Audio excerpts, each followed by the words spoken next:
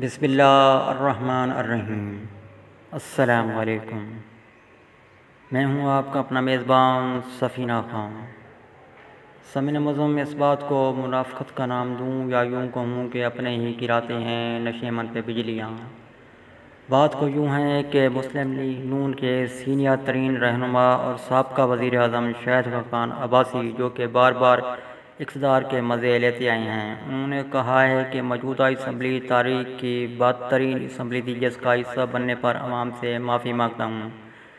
سامعین معظم، مزید انہوں نے میڈیا کے نمائندگان سے بات چیت کرتے ہوئے کہا کہ پاکستانی عوام کو اس بدترین اسمبلی کی نجات سے خوشی ملے گی، اور آج خوشی کا دن ہے کیونکہ عوام کو اس بدترین ایمان سے نجات ملی ہے۔